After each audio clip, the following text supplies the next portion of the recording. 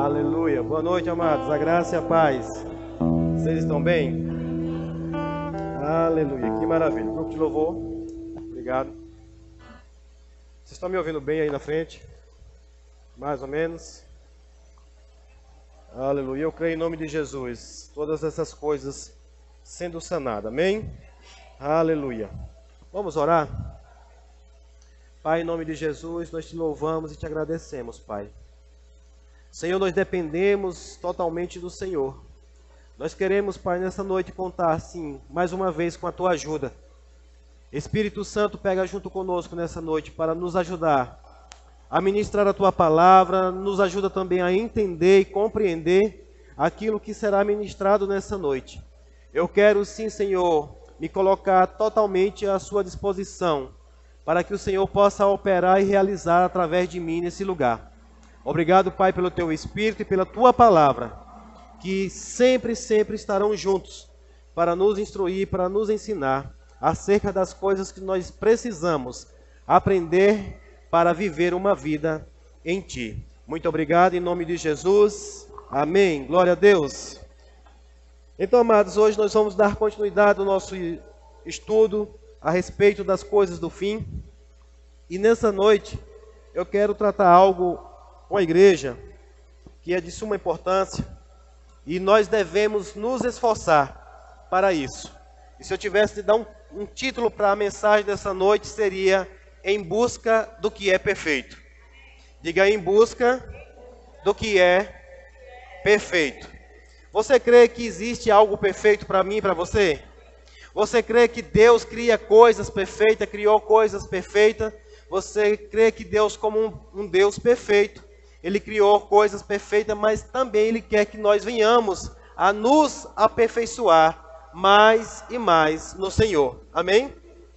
A nossa caminhada cristã aqui, a proposta de Deus para a nossa vida é que nós venhamos a cada dia mais nos tornar melhor em Cristo. Então existe uma busca para nós. Existe uma busca por aquilo que é perfeito, mas existe também, deve existir uma busca da perfeição para as nossas vidas. E tem gente que tem se acostumado em apenas entregar a sua vida para Jesus e acha que deve viver de qualquer jeito, que Deus não está preocupado, ou que Deus não tem um cuidado para com o seu crescimento, para com o seu aperfeiçoamento. E à luz das Escrituras, irmãos, nós vemos que Deus, Ele já preparou um fim para nós. Amém? E esse fim para nós, irmãos, é um fim perfeito. Às vezes, quando nós falamos das coisas do fim, às vezes as pessoas têm um certo medo, ficam com um certo receio sobre as coisas do fim, mas Deus tem algo bom, maravilhoso, perfeito para mim e para você. A primeira coisa que nós devemos gerar é uma expectativa em nosso coração. Amém? Você está com expectativa, irmãos? Você está com expectativa de aprender mais sobre as coisas que Deus tem para mim e para você? Eu quero dizer nessa noite, não importa as coisas que você tem passado e enfrentado aqui nessa terra, mas essas coisas aqui, elas são limitadas, essas coisas aqui, elas não são perfeitas, mas existem coisas perfeitas em Deus para mim e para você. Diga aí, eu vou chegar lá. Amém? Essa é a minha expectativa, o meu motivo de estar aqui hoje para ministrar essa palavra, para gerar expectativa no seu coração, de que existe algo muito melhor do que essa vida que você vive. Existe algo muito melhor do que aquilo que nós já usufruímos hoje. Deus tem algo melhor. Nós costumamos, às vezes, usar até como um jargão, o melhor de Deus ainda está por vir. E de fato está. Amém? E aí muitos se agarram também à questão de dizer, para que essa perfeição, se todos um dia vamos morrer? E de fato vamos. Todos nós, se Jesus não voltar antes do seu tempo, iremos passar por esse processo de morte.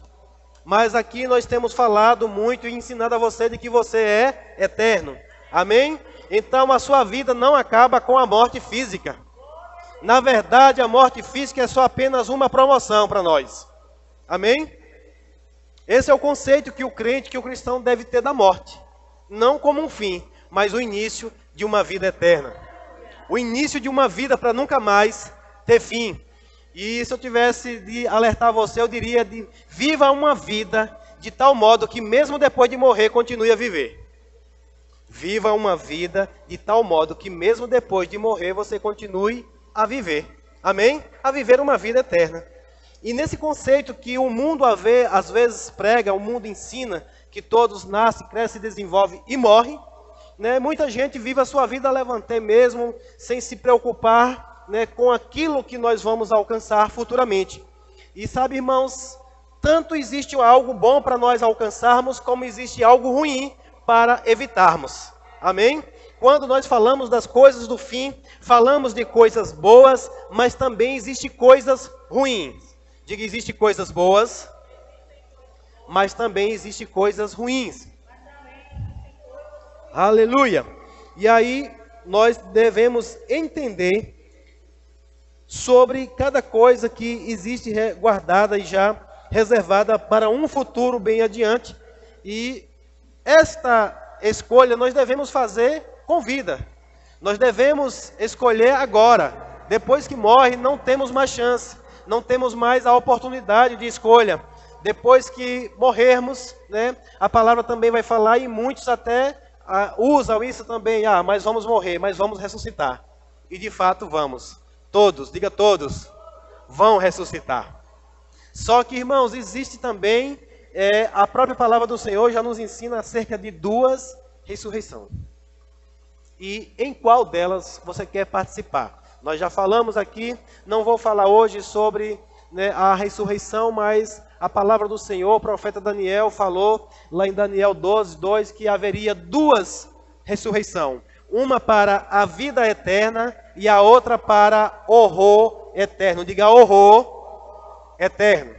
Então nós já precisamos entender de que na eternidade tanto existe uma vida eterna e boa, mas também existe algo eterno que é horroroso.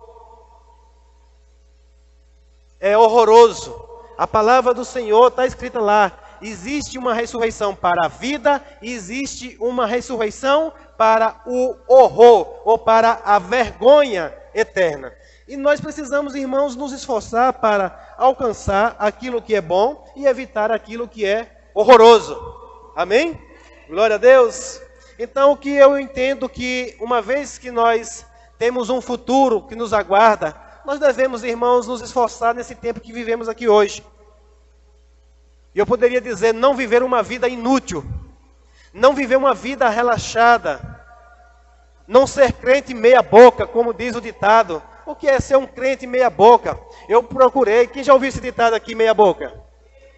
A gente ouve muito esse ditado. Eu fui procurar, né, no dicionário e achei algumas definições para o que é meia boca. É média qualidade, uma coisa não muito ruim, mas também que não merece ser chamado de boa. Mais ou menos. É uma expressão usada para dizer que algo não é incrível, que algo é mais ou menos. Algo foi feito às pressas ou de qualquer jeito. Algo que está no meio, não é bom e nem é ruim, ou seja, medíocre. E Deus não nos chamou para viver essa vida medíocre. Deus nos chamou para sempre viver uma vida elevada, sempre avançando a cada vez mais, de grau em grau, de glória em glória, e crescendo cada vez mais, irmãos. Não dá para a gente se acomodar.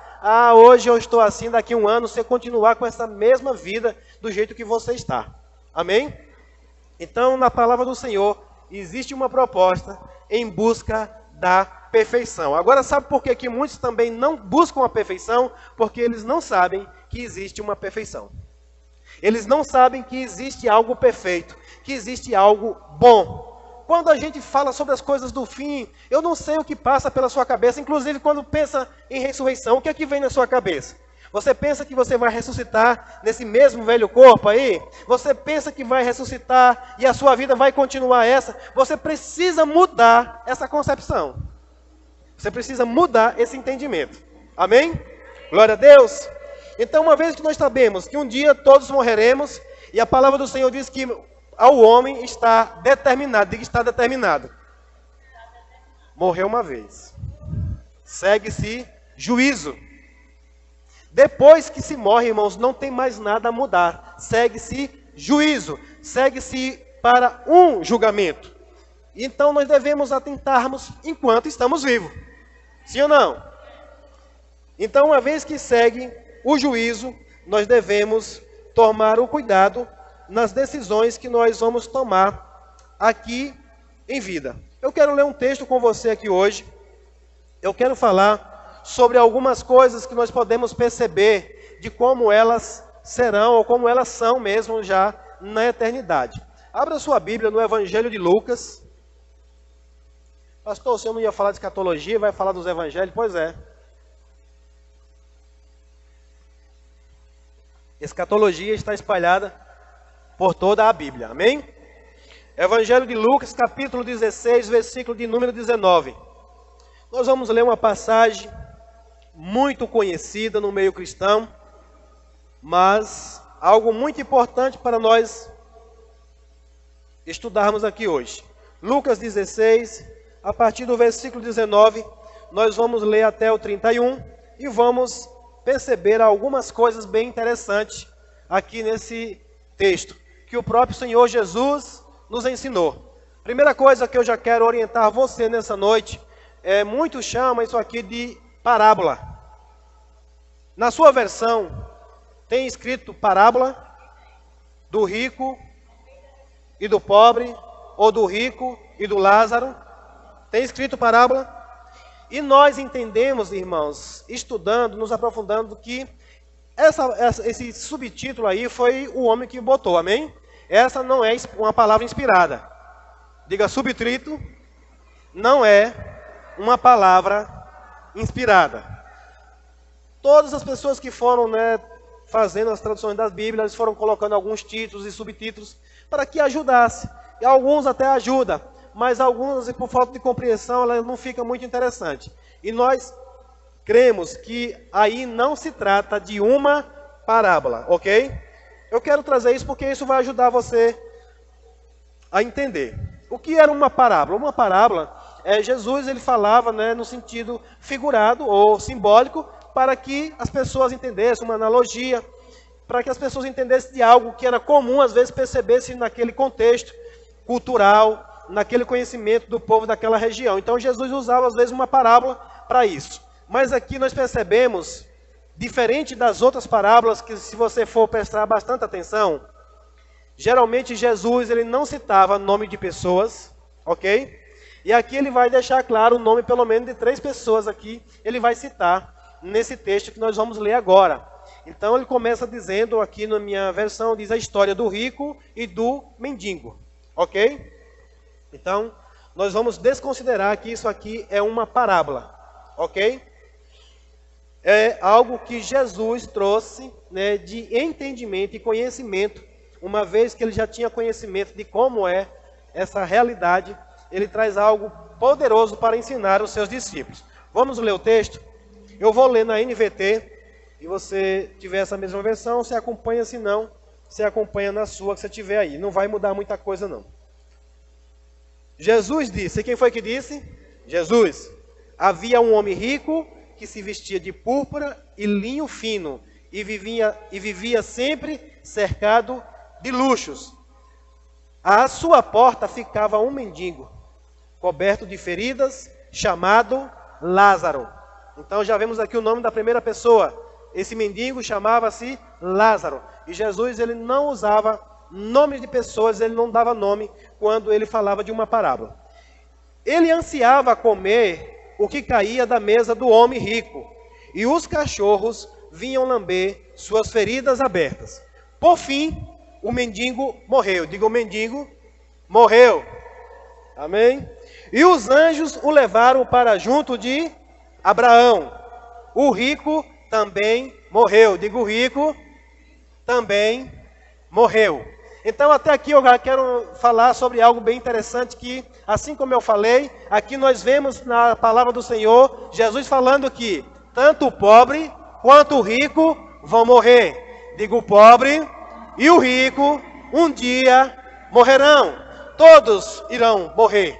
Nós temos uma esperança hoje de que se Jesus voltar, e nós ainda estivermos vivos, nós não passaremos pela morte, seremos arrebatados. Mas se não, todos que estão na face da terra Uma das coisas que me chamou a atenção, eu meditando, e me veio isso por entendimento de que, por exemplo, daqui a 100 anos, essa população, toda a população que existe na face da Terra não está mais aqui. Daqui a 100 anos, todos. Pode ser que reste algum aí que passou um pouquinho do 100. Mas é muito difícil, sim ou não, hoje? As pessoas, é contado um aqui e ali. Então, você já parou para pensar que daqui a 100 anos, ninguém do que estão aqui vão estar mais? E aqui eu vejo que tanto o rico como o pobre, então no conceito de pensar nas coisas do fim, pensar em um futuro, não importa se você é pobre, se você é rico, se você é feio, se você é bonito, se você é grande, se você é pequeno, tem que pensar que um dia você vai morrer. Mas também deve pensar que um dia todos irão ressuscitar. Uns para vida eterna, outros para um horror eterno. Ok? E aqui no verso 23 diz, e foi para o lugar... O rico também morreu, né, e foi sepultado. E foi para o lugar dos mortos. Ali em tormento, diga em tormento. Ele viu Abraão de longe com Lázaro ao seu lado. O rico gritou, Pai Abraão, tenha compaixão de mim. Mande Lázaro aqui para que molhe a ponta do dedo em água e refresque minha língua. Estou em agonia nestas chamas. Abraão, porém, respondeu, filho, lembre-se de que durante a vida você teve tudo que queria e Lázaro não teve coisa alguma.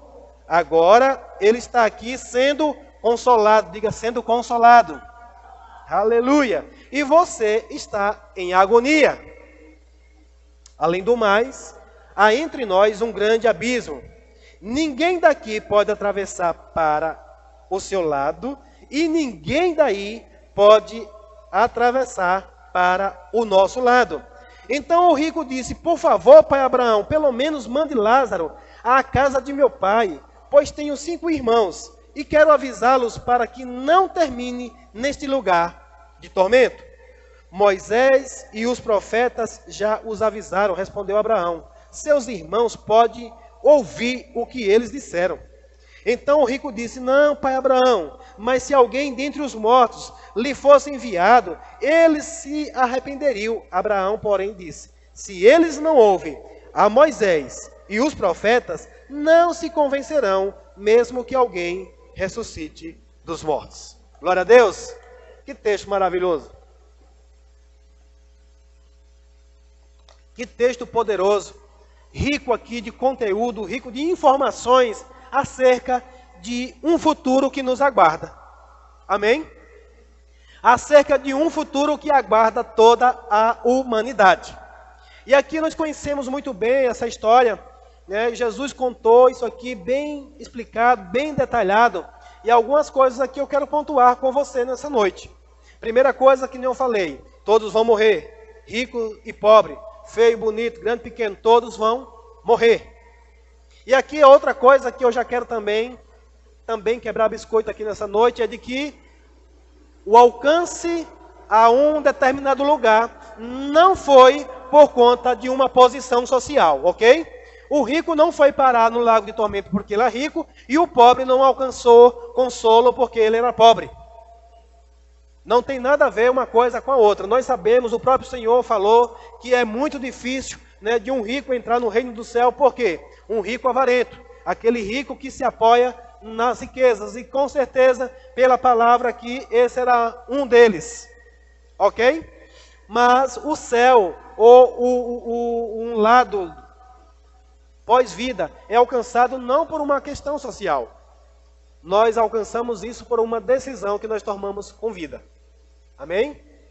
Então, eu sabia, pastor, que, né, os ricos não iam herdar o reino do reino do céu, todos os ricos estão destinados ao inferno. Não. Existem ricos que vão entrar no reino do céu. Amém? Assim como tem pobre que vão ser pobre, miserável aqui na terra, viver uma vida desgraçada aqui na terra, e quando morrer ainda vão parar também em um lugar desgraçado, um lugar que não tem graça lá. Ok? Então nós vemos aqui, eu quero mencionar 2 coisas bem importantes. O que é que nós vemos aqui? Nós vemos primeiro que essas pessoas, elas estão o quê? Conscientes. Diga conscientes. Elas estão conscientes de quem elas são, elas estão conscientes de onde elas estão conscientes porque estão ali, e elas ainda têm consciência dos que ficaram. Você percebe isso? Porque o rico disse que estava em um lugar, né, atormentado. Então ele tinha consciência. Ele tinha consciência que do outro lado a coisa estava boa. Ele tinha consciência de que aqui na terra ele tinha irmãos e tinha pai. E ele tinha consciência de que ele foi parar naquele lugar por conta da decisão que ele viveu aqui na terra. E ele tinha consciência de que se o pai e os irmãos não se arrependessem, não mudasse, iam parar onde? No mesmo lugar aonde ele estava. Então, uma das coisas que nós já devemos aprender aqui hoje, no futuro, em uma vida futura, nós vamos estar conscientes de tudo. Não importa para onde as pessoas vão, elas vão estar conscientes, porque estão lá, porque foram parar ali, e a realidade daquele lugar. Agora, duas coisas que eu quero nessa noite, né, trazer um entendimento com você. Você percebeu que Jesus ele fez questão de dizer que em um lugar, um estava sendo atormentado, e em um outro lugar, o outro estava sendo consolado. Então, nessa noite, você vai sair daqui sabendo que existe consolo, mas que existe também tormentos. E sabe, irmãos, eu não sei você se já parou para meditar um pouquinho aqui, mas uma das coisas aqui, pelo menos que nós já entendemos como vai ser, e uma das coisas que eu quero ensinar para você nessa noite, compartilhar com você, é que aqui ainda não é o fim de tudo. Aqui não é o fim de todo o consolo, como também aqui não é o fim de todo o tormento. É só o início. É só o começo, diga só o começo.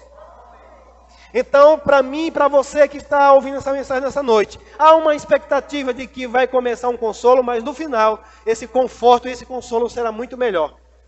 Mas também para aqueles que rejeitarem, né, vai haver tormentos cada vez maior.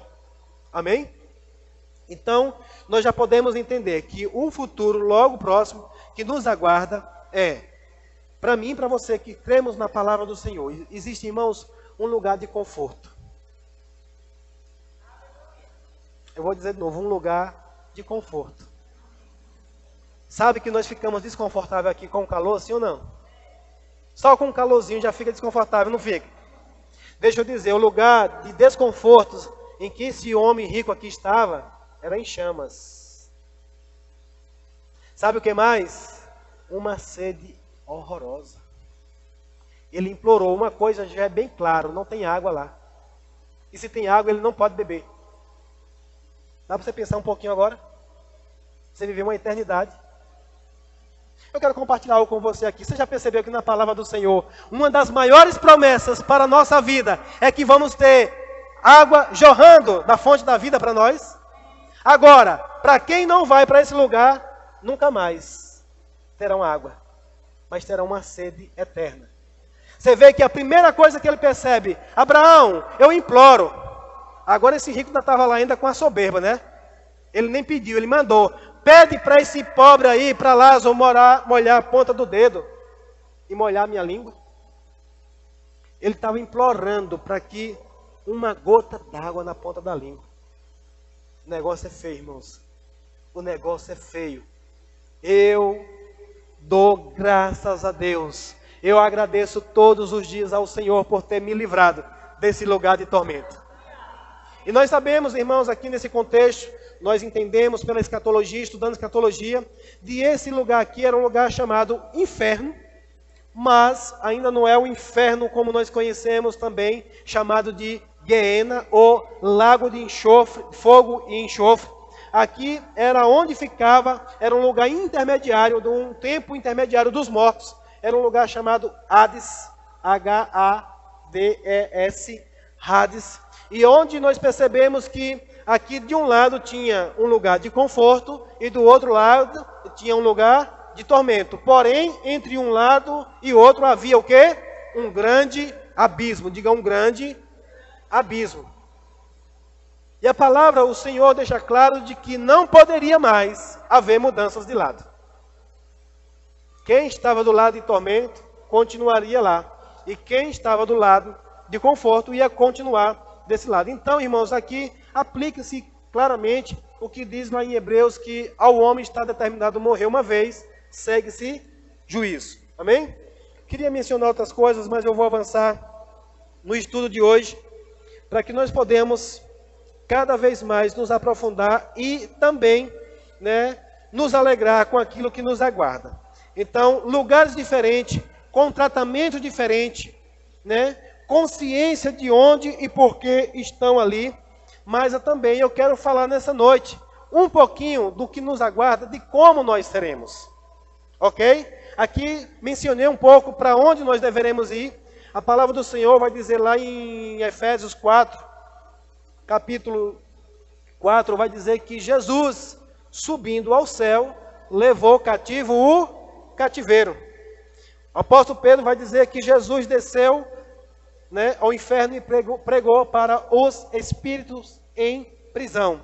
Então, antes de Jesus, todos que morriam antes de Jesus, iam para esse lugar chamado Seio de Abraão, iam para esse lugar chamado Hades, iam para esse lugar que alguns chamam, né, de paraíso, mas na verdade o paraíso é hoje aonde está esse local. E todos os mortos também, antes de Cristo, vão para esse lugar chamado Lago de Tormento, aonde já começa um sofrimento.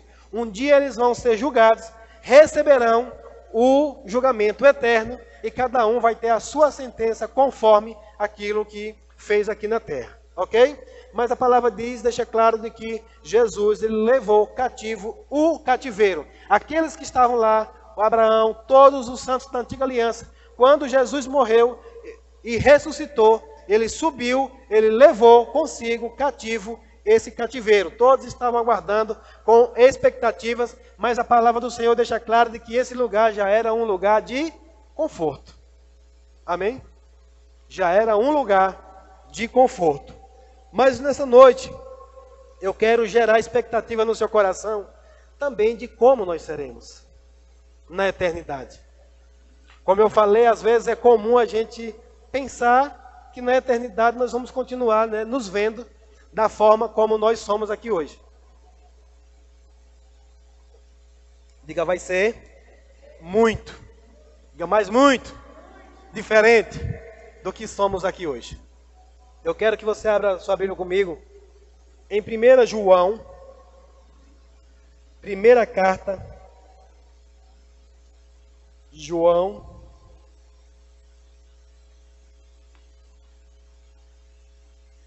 capítulo número 3.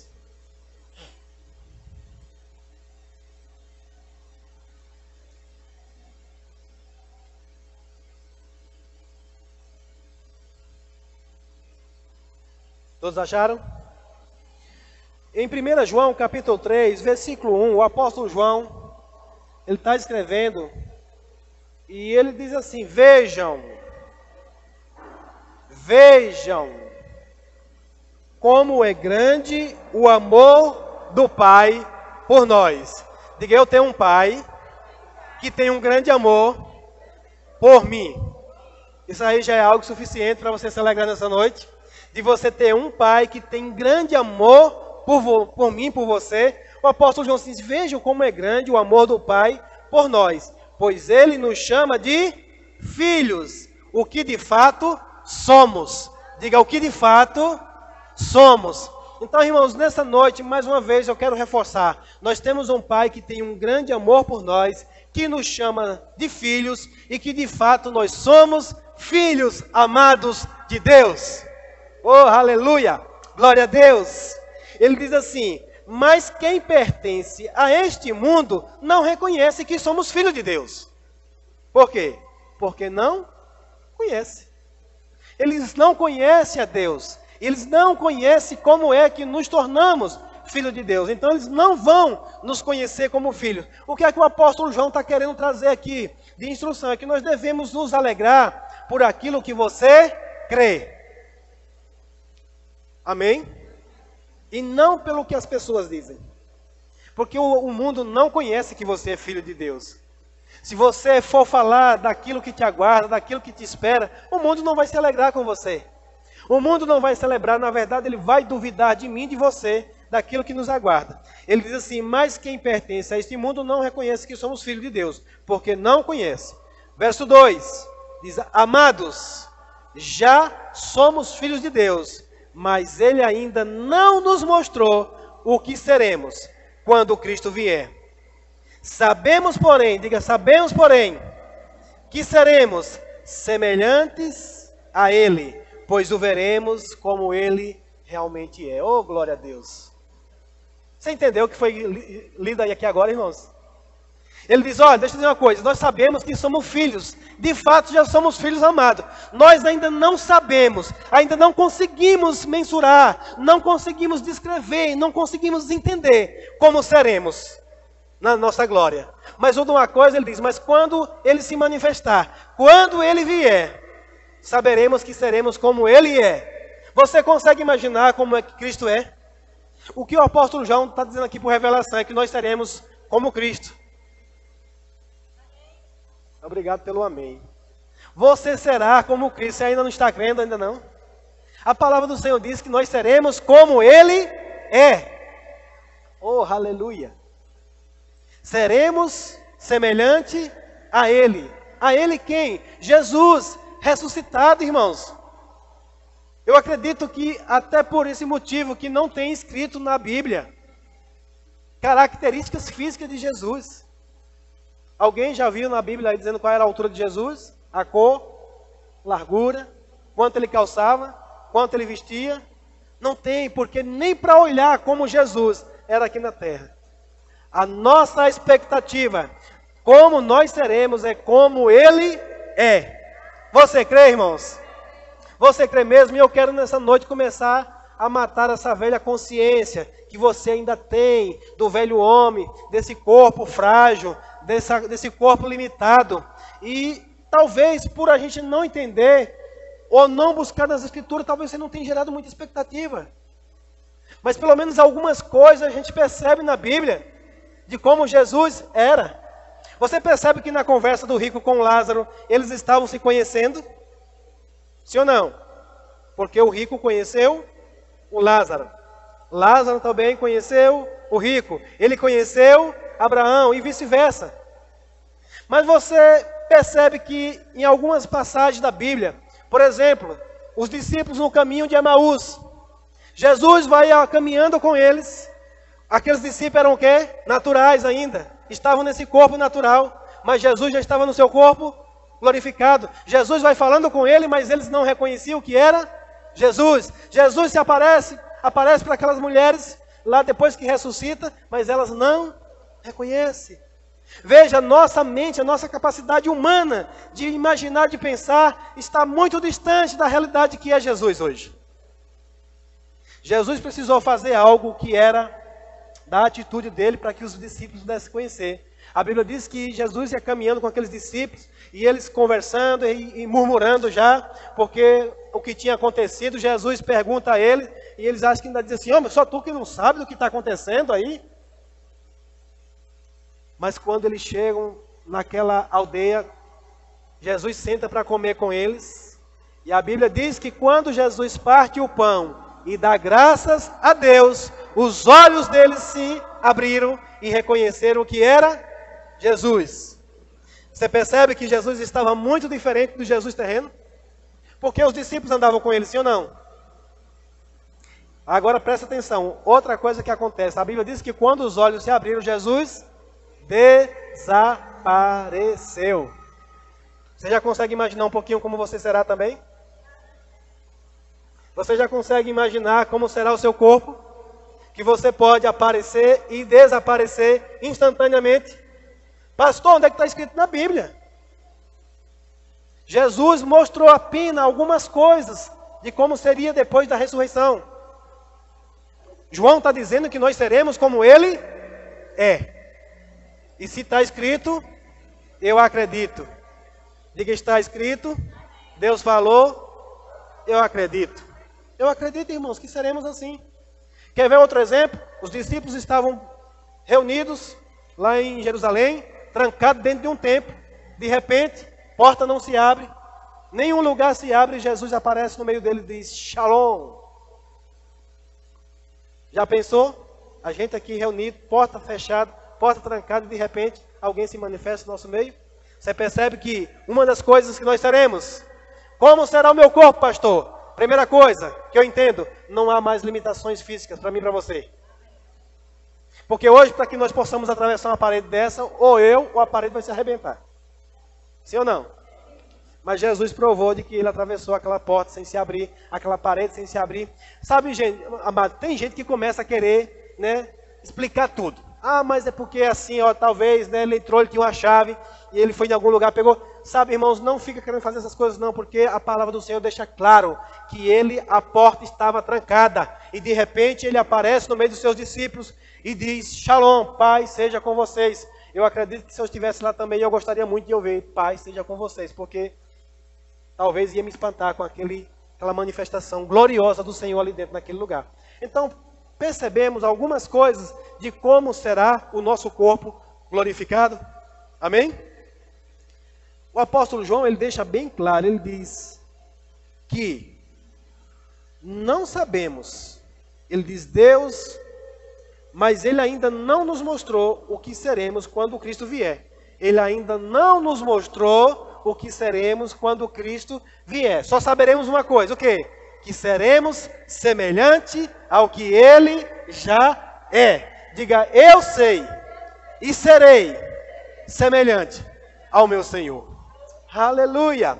Glória a Deus!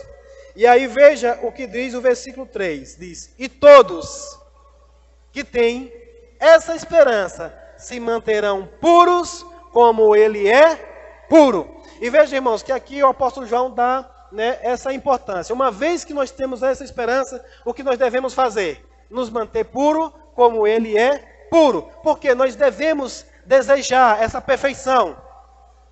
Eu estou falando que em busca da perfeição. Que perfeição? Como Cristo é. Ah, pastor, ninguém pode ser como Jesus. Então você está indo de contra a palavra de Deus. Porque já a palavra, a proposta de Jesus é para que nós venhamos a ser aperfeiçoados. Esse corpo não vai chegar, esse corpo aqui nunca vai chegar à perfeição de Cristo.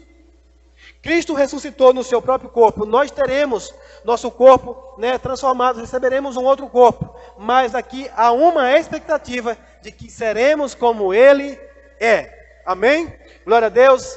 Eu sei que a física não vai nos limitar, a distância não vai nos limitar. Nós podemos sim manifestar assim como Jesus manifestou naquele lugar com os discípulos e de repente desaparecer dali e manifestar-se visível em outro lugar, porque nós sabemos que naquele momento que ele foi ali com os discípulos, ele pegou um pão. Pegou o pão com o quê? Diga, com a mão. Amém? Foi com a mão, ele pegou o pão, ele partiu. Então ele manifestou um corpo que tem contato, que tem tato. Quando ele apareceu para os discípulos, ele também disse, ei, sou eu, toque em mim. Quando Tomé duvidou, ele apareceu lá novamente e disse, toque, vem aqui ver, sou eu. Amém? O que mais? Comeu, muito bem.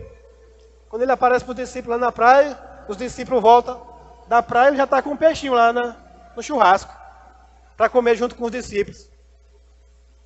Então nós precisamos entender, irmãos, e começar a gerar expectativa naquilo de como será. Nós sabemos, porque sabemos que existem muitas coisas ainda a serem reveladas. Eu não sei você, mas eu tenho muita expectativa. Eu tenho muita expectativa, irmãos, de me libertar desse corpo terreno, dessa tenda, desse corpo limitado, de que você se cansa, de que você ainda sofre dores, gemidos. O apóstolo Paulo diz, nós gememos nesse corpo.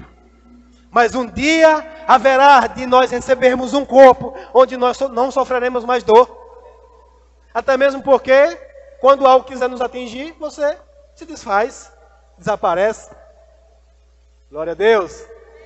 Aleluia. Será motivo para a crente sapatear no espírito de alegria. Porque algumas coisas, irmãos, eu fico olhando. Eu trabalho na área de beleza. Às vezes eu faço só apenas uma modificaçãozinha no cabelo de uma cliente. E ela fica maravilhada na frente do espelho. Imagina agora você se olhando e o seu corpo todo transformado. Amém? Então, como Ele é, seremos. E o que fazer? O que nós devemos fazer? para que venhamos a alcançar a perfeição. O que nós devemos fazer para que também sejamos aperfeiçoados aqui, porque uma do aperfeiçoamento aqui é nos manter puro, como o apóstolo João diz, aquele que tem essa esperança se mantenha puro como ele é puro. O apóstolo Pedro também vai dizer, sede santos, porque eu sou santo, falando pelo Senhor. Então nós devemos nos esforçar enquanto estamos aqui, gerar expectativa, nos desenvolver na nossa salvação, para que cada dia mais venhamos nos tornar melhor, mais e mais. Eu quero que você abra um texto comigo agora, lá em Filipenses, capítulo número 3.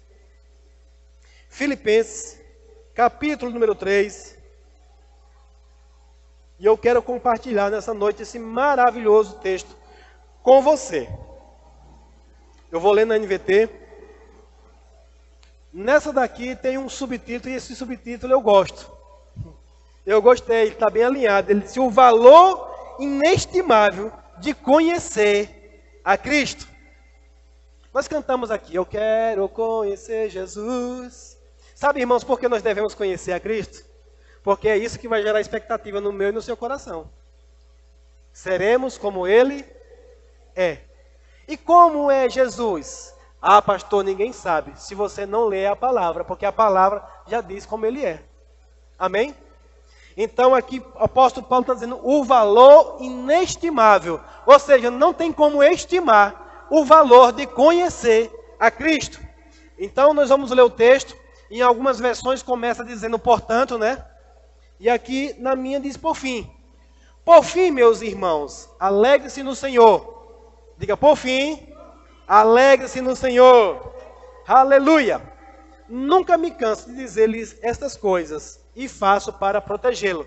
Em outra palavra ele diz, é segurança falar das mesmas coisas. É segurança estar falando aqui sobre a eternidade. É segurança para você estar alertando você sobre as coisas do fim, sobre as coisas que nos aguarda. No verso 2, me acompanhe na sua Bíblia, por favor. No verso 2 diz, cuidado com os cães, aqueles que praticam o mal, os mutiladores que exigem a circuncisão. Pois nós que adoramos por meio do Espírito de Deus, somos os verdadeiros circuncidados. Alegramos-nos no que Cristo Jesus fez por nós. Não colocamos nenhuma confiança nos esforços humanos. Ainda que se outros pensam ter motivos para confiar nos próprios esforços, eu teria ainda mais. O apóstolo Paulo ele vai descrever aqui algo que era dele. Ele diz, fui circuncidado com 8 dias de vida, sou israelita de nascimento, da tribo de Benjamim, um verdadeiro hebreu, era membro dos fariseus, extremamente obediente à lei judaica. Era tão zeloso que persegui a igreja, e quanto à justiça, cumpria a lei com todo rigor. Pensava que essas coisas eram valiosas, mas agora as considero insignificantes por causa de Cristo. Diga, por causa de Cristo. Verso 8, ele disse, sim, todas as outras coisas são insignificantes comparadas ao ganho inestimável de conhecer a Cristo Jesus, meu Senhor. Por causa dele, deixei de lado todas as coisas e as considero menos que lixo, a fim de poder ganhar a Cristo. Oh, glória a Deus! E nele, diga, e nele, ser encontrado, não conto mais com minha própria justiça, que vem da obediência à lei, mas sim com a justiça que vem pela fé em Cristo, pois é com base na fé que Deus nos declara justo. Verso 10. Quero conhecer a Cristo, diga, quero conhecer a Cristo e experimentar o grande poder que o ressuscitou. Você entendeu o que foi lido aí? Você tem desejado isso, irmãos? Eu tenho desejado isso aqui para a minha vida. Eu pego esse versículo 10 como base para a minha vida. Eu quero conhecer a Cristo, mas não só conhecer, experimentar o grande, diga, o grande poder que o ressuscitou. Quero sofrer com ele, participando de sua morte, para que de alguma forma alcançar o quê? A ressurreição dos mortos. O que é que o apóstolo Paulo está dizendo aqui? Eu considero tudo que eu tinha por importante como menos do que lixo. Porque a minha importância hoje é conhecer Jesus, é conhecer a Cristo e experimentar do grande poder. Você crê que foi um grande poder que ressuscitou Jesus dos mortos? Esse grande poder também está reservado para mim e para você. E não só isso, mas além de ressuscitar nós dos mortos, vai nos tornar também semelhante a Ele. Oh, aleluia! Sabe, irmãos, eu vejo o apóstolo Paulo aqui nessa pegada, nesse desejo, para de alguma forma alcançar a ressurreição dos mortos. O apóstolo Paulo pensava o seguinte: se eu alcançar a ressurreição, estou feito. Porque assim como Ele é, eu serei. E o que devemos fazer? Aí o apóstolo Paulo aqui, ele traz a instrução poderosa para nós nessa noite, que nós devemos considerar. Como eu falei, que a cada dia nós devemos nos esforçar para nos tornarmos melhor.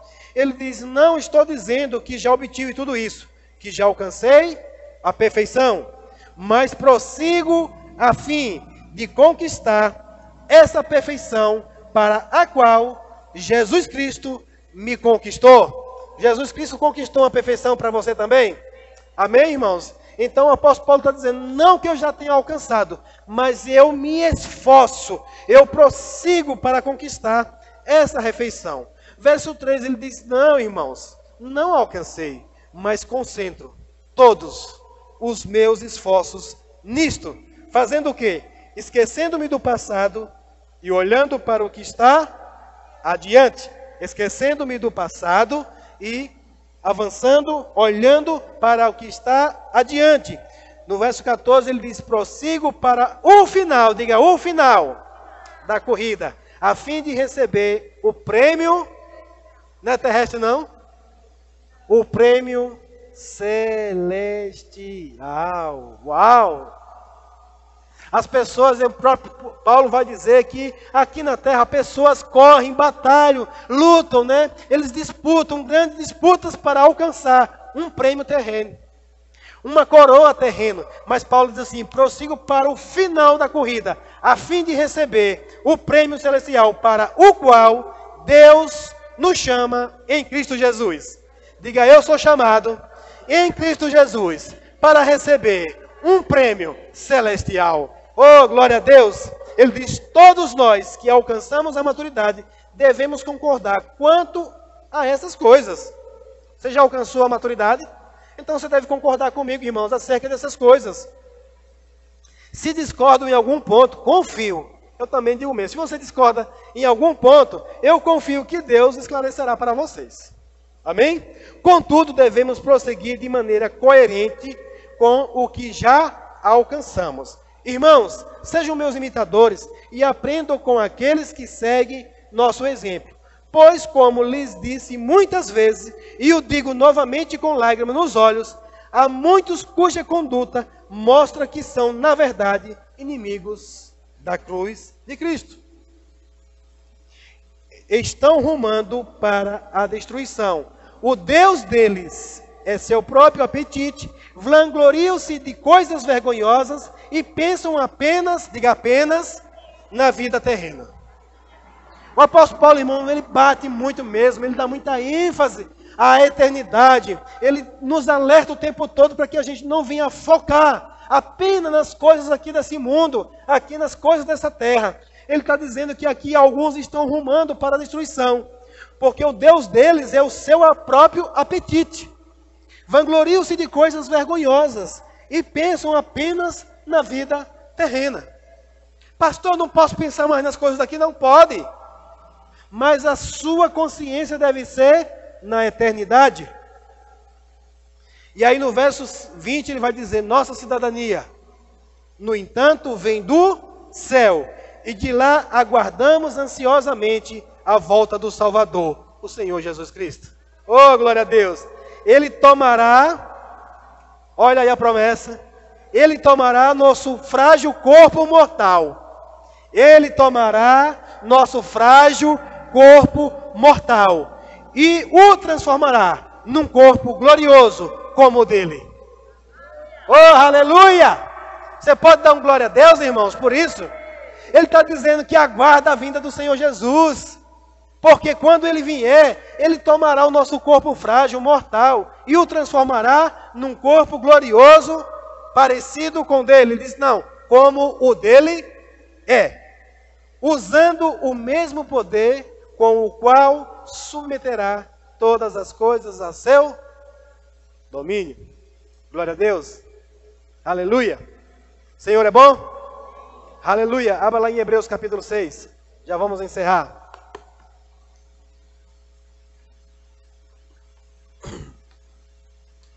Hebreus capítulo número 6.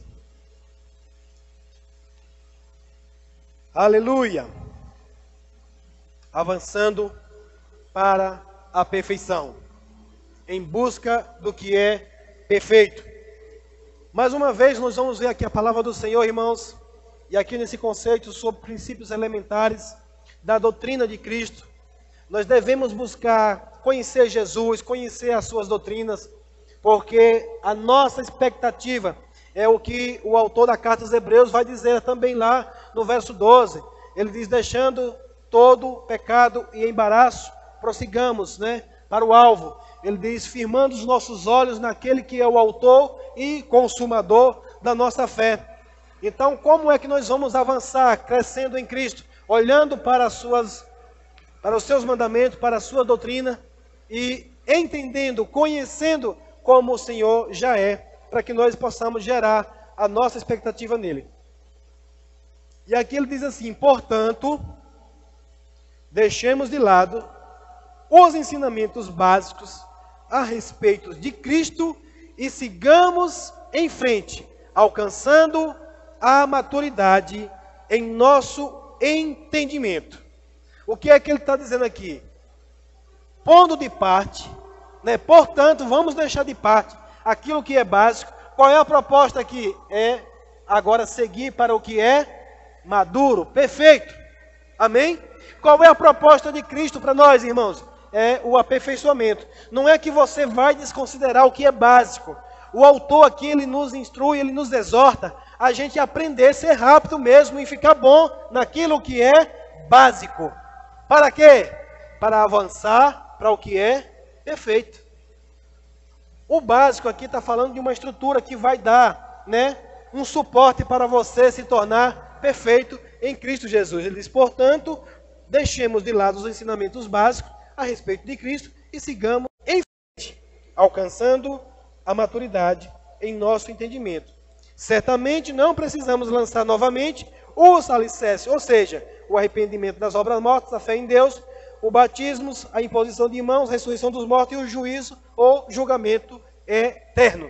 Então veja que a proposta da palavra do Senhor, a proposta de esses estudos de escatologia, é que nós venhamos a ficar bom naquilo que é básico, naquilo que é necessário, para que nós possamos avançar para uma perfeição. Amém? Isso aqui está dizendo não só a respeito de você se tornar um crente maduro, de você se tornar cada vez mais um crente melhor, que represente mesmo a Jesus, mas que também você esteja cada vez mais próximo de alcançar o seu prêmio celestial. Existe um prêmio celestial, irmãos, e eu quero nessa noite mesmo trazer isso para você, para que você venha focar, pensar, como será? O que é que a palavra fala desse prêmio? Existe um prêmio para nós, um deles é um corpo glorificado. Uma das coisas que mais nos escraviza hoje mesmo ainda é a limitação do nosso corpo. Você trabalha 8 horas e quando chega 8 horas você está cansado. Querendo cama. Qualquer coisinha que toca em você torna um machucão. Você fica machucado. Qualquer coisinha que atinge o seu corpo, ele ainda está limitado. Nós já somos sarados e curados, amém? Mas volta e meia, uma enfermidade ainda quer nos atingir. Nós ainda gememos nesse corpo. Nós ainda sentimos dores nesse corpo. Mas existe uma expectativa de um corpo glorificado para mim e para você. Eu tenho muita expectativa por isso. Sem contar com as demais coisas. o apóstolo Paulo também escrevendo, ele diz assim: se Deus não poupou seu próprio filho, antes entregou por nós, o que mais ele não nos dará? O que mais ele não nos dará? Sabe, irmãos, quando eu penso nas coisas do céu, é um luxo. Sim ou não? Você já parou para pensar no luxo que está aguardando para mim e você? O luxo que está reservado para mim e você? Leia as promessas do Senhor para mim e para você. Você começa a pensar aqui e de repente dá uma bugada mesmo na sua cabeça. Ruas de ouro, de cristal. Você já pensou em andar num piso dessa forma? Às vezes a gente se empolga com um porcelanatozinho brilhante, né? Lá é ouro cristalino. É uma das coisas que o nosso Pai tem lá para nos honrar. Para aqueles que perseverarem. Para aqueles que continuarem. Para aqueles que se manterem firmes na palavra do Senhor. Para aqueles que agarrarem essas verdades, independente se o mundo está crendo ou não, irmãos. Você é crente, você é filho de Deus. Você foi alcançado por Jesus e tem algo poderoso para mim e para você lhe aguardando. Logo em breve, diga logo em breve. Amém? Glória a Deus. Então nessa noite eu quis trazer mesmo um pouco do entendimento sobre as coisas do fim, do que nos espera. Na próxima semana eu estarei falando sobre juízos eternos. Vou fechar esses ensinamentos sobre juízo. Existem julgamentos eternos. Diga, eu serei julgado. Aleluia. Mas não para a condenação. Você vai ser julgado, amém, irmãos? Fique atento a isso. Todos nós seremos julgados. Mas o seu julgamento já é uma bênção. Amém? Inclusive a palavra do Senhor fala das duas ressurreições. Né? Daniel fala isso, Jesus fala isso, tanto no Evangelho, como também escrevendo Apocalipse. E em Apocalipse vai dizer assim: bem-aventurados aqueles que são achados na primeira ressurreição, porque existe algo poderoso, uma herança para eles no céu. Amém? Glória a Deus, você foi edificado nessa noite, você teve o entendimento de que existe algo poderoso para nos aguardar. Existe na eternidade um consolo, um conforto, toda aquela coisa que nós sofremos aqui, toda a humilhação que nós sofremos aqui, existe uma recompensa lá no céu. Eu gosto demais daquele louvor que diz: tristeza e dor, choro, nunca mais, morte, nunca mais. Lá nós não vamos mais ser amedrontados por isso, irmãos. Nós vamos desfrutar de uma vida poderosa, gloriosa lá no céu. Amém? Glória a Deus. Sejam edificados na prática dessa palavra. Eu quero despertar você a cada vez mais a estudar mesmo, buscar, conhecer sobre o que nos aguarda, o que nos espera. Eu quero reforçar nessa noite aqui para você, nós temos estudos maravilhosos sobre isso. Nesse mês nós ainda estamos fazendo Apocalipse de manhã agora, né? Todos os dias no devocional estamos estudando sobre Apocalipse. E lá inclusive vai estar trazendo um pouco sobre os dois futuros mesmo. Sobre as duas vidas que estão reservadas para aqueles que creem e para aqueles que não creem, ok? Existem coisas horrorosas mesmo lá, terror horroroso para os incrédulos, mas existem coisas gloriosas para aqueles que creem na palavra do Senhor, amém? Sejam todos praticantes dessa palavra e sejam abençoados em nome de Jesus, amém? Rolange, pode vir.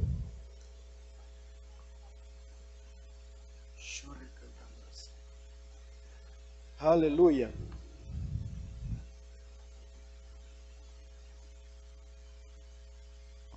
Irmãos, a Bíblia diz que quando a gente se reúne na igreja, alguns têm hinos, outros têm salmos, outros têm profecia. E o Senhor trouxe uma palavra para nós ouvirmos aqui. O Senhor quer trazer uma advertência para a igreja. Esta igreja é do Senhor Jesus. E o objetivo do Senhor Jesus é levar os crentes ao aperfeiçoamento, ao crescimento. Como é que um crente pode dizer que está se desenvolvendo se ele não se envolve na obra? O Senhor Jesus está advertindo os crentes que dizem crentes confessos, crentes nominais, crente só de nome, mas que não se envolve diretamente na obra. Quem tem ouvidos, ouça. Eu só tenho a responsabilidade de falar, de transmitir. Mas o Senhor Jesus está advertindo pessoas. Ou você é crente e se posiciona como cristão, como membro que tem funções no corpo de Cristo, ou você é crente só de nome. Crente nominal. A palavra foi: eu desejo levar você ao amadurecimento, ao aperfeiçoamento, ao crescimento. Não existe crescimento espiritual sem se envolver na obra. E não diga que você está fazendo a obra de Deus porque vai à igreja de vez em quando. Deus está falando.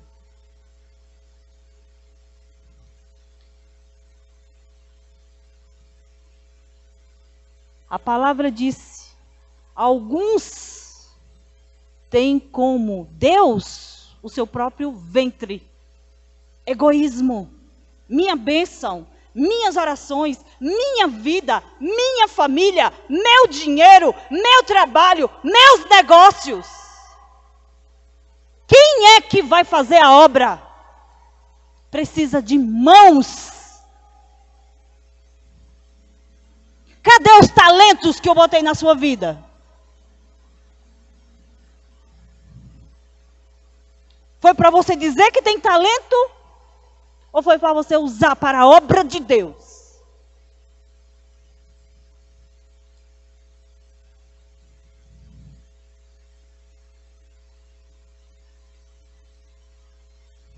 Não existe crescimento.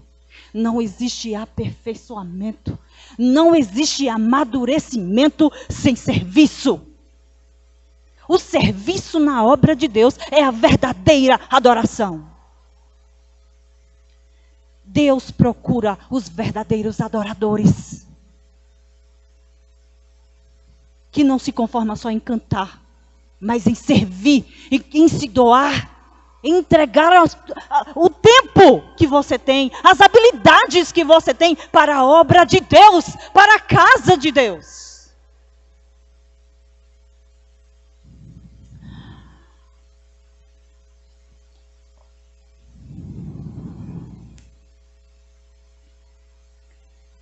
Se você não se envolver, não tem nada.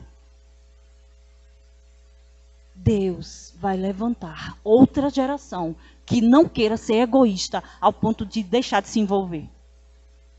Mas Ele está dando oportunidade de você se desenvolver, servindo, se doando, doando seu tempo. Você sabe com quem está falando, porque o Espírito Santo de Deus não erra. Quem já se envolve sabe muito bem. Quem não está envolvido também sabe.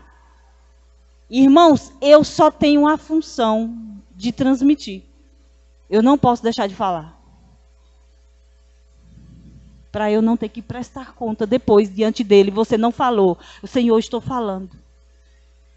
Quem quiser, quem tem ouvidos, que ouça o que o Espírito está dizendo à igreja. No nome de Jesus.